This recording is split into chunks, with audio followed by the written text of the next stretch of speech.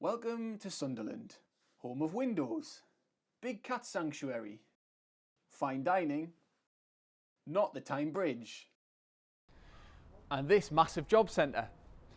Welcome to the 10 Honest Things review with HonestJohn.co.uk, where we condense the car review into 10 simple things. Easy. This month we're looking at the Nissan Qashqai, so we've come to Sunderland, where they mack 'em.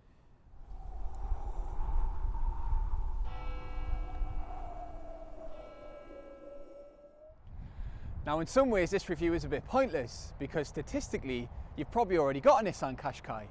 Across 2 generations since 2007, Nissan sold 2.5 million of these, 300,000 of those in the UK. In 2007 the first Qashqai didn't just kill off the boring old Nissan Almera, it turned the family hatchback segment upside down.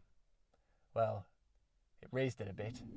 By looking like a 4x4, but not necessarily being one, it gave drivers the benefit of a domineering driving position, but without the associated running costs and environmental terrorist connotations. The second generation Qashqai became Nissan's difficult follow-up in 2014. No pressure then. Now thankfully for us, to make sure that the second generation Qashqai will be better than the first one, Nissan developed it right here in the UK. The result is there's a very British feel about this car, and the reason you can tell that is because it's clearly been designed with that most endearing British characteristic in mind: terrible road quality. In fact, the whole driving experience is very British. It refuses to make a fuss about anything. Potholes, speed bumps, corners, motorways, whatever you throw at this thing, it just deals with it in a very proper, polite, matter-of-fact, quite reserved sort of a way. A bit like a 1950s news anchor. Very good, sir.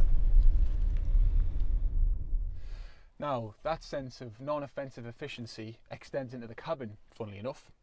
So what you get is a good driving position, very comfortable, excellent all-round visibility, lots of places to put your cups, a big tray to keep your CDs in, if you've still got any of them, and in higher models, a touchscreen sat-nav system that's as uncomplicated and predictable as a status quo code sequence.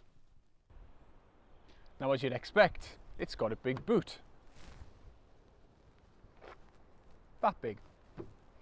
And the good thing about this boot is it's got a flush loading floor, but also a lower ground floor, so you can hide things that you don't want people to see.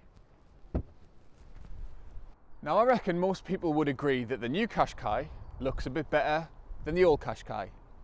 However, from the side and from the back, some people have suggested there is more than a hint of Korea in here. Korean crossover, that is. And here's what Nissan had to say about that. The inspiration is threefold: athletic agility, smart premium, and in control. They are themes that run through every element of the design. One thing you don't lack when you walk into a Nissan dealership for a Qashqai is choice. 1.2 dig T115 Ascenter 2-wheel drive. 1.2 dig T115 Ascenter 2-wheel drive Xtronic Auto. 1.2 dig T115 N-Tech 2-wheel drive. 1.2 dig T... This car is an N-Tech Plus, yes, which is mid-range, but it has a huge amount of kit anyway. These mint alloy wheels, 18 inches, front parking camera, wing mirror mounted top-down parking manoeuvre assistant camera, backwards camera, panoramic sunroof, DAB, navigation, no key. But even the basic versions called Ascenter, possibly, they get alloy wheels anyway, climate control, Bluetooth, electric this, automatic that, the list goes on. It's all very reasonably priced too, as you can see, and there are 4x4 versions, and there are versions that will do more than 70 miles per gallon. Not bad. It's also a very safe car, which in the family segment is really important, of course.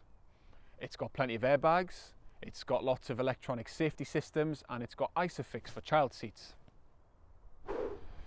but it's also a safe car in the other sense of the word. It's so brilliantly executed that everybody's got one, and for some people that'll be reason enough not to buy one.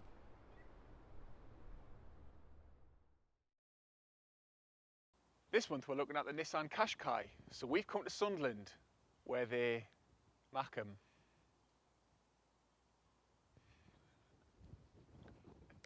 10 points! That was good, I'll never... It's good, you'll do it. It was good.